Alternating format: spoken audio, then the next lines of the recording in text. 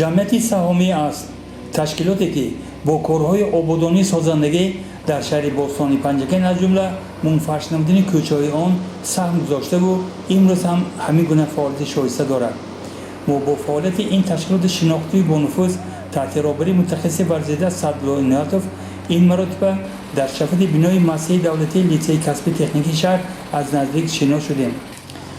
در روند کارهای اسفر خوابانی تکنیک و تجهیزات معاصر مورد استفاده قرار داشت و از متلاش کارگران خوبتر از آن بیانگر با ننگ و ناموس بلندی هر یک نفری بود که اینجا زحمت میکشید.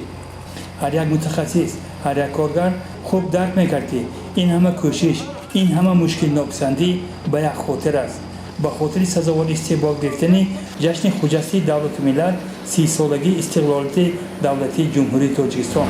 من رجب مصور صدر قطعه انشاءات مفرش‌کنی کوچه‌های شهر پنجکین جمعیت سهامی شده اصل این روزها با استقبال 30 سالگی استقلالیت دولتی تاجیکستان این انشاءات ها را آغاز نموده با اقتدار رئیس ولایت سوق محترم رجب احمدزاده حسن افتخار بخشیدیم.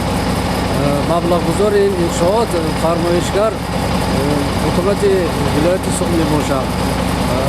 همه کوشش و غیرت ما با آن روان کرده شده است که انشاءات مذکور را که با درازی عمومی 2400 متر و پهنایی راه 7 متر با صفت بلند و انجام رسانیده برای سزاوار پیشواز گرفتن 30 سالگی استقلال دولت سهم را گذاریم و همچنین با آن برنامه ها و ابتکار محترم پیشوای ملت پرزیدنت جمهوری تاجیکستان محترم ایمان رحمان سزاوار حس خود را گذاریم.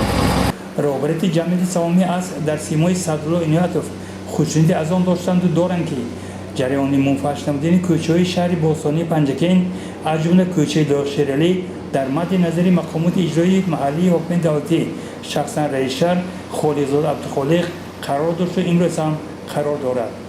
همچنین همین را باید قید کنم که از طرف حکومت شهر پنجکین شخصا رئیس محترم خالقزاده عبدالخالق دویم تشریف آورده از حالت کارها و تشکیل کارها باخبر شده دویم دستورهای مفصل می‌دهند. ساعت و روزها می‌گذرند و پیش نظر کوچه‌ای به نام داغشیرعلی بعد منفعش نمودن سیمای نو می‌گیرد.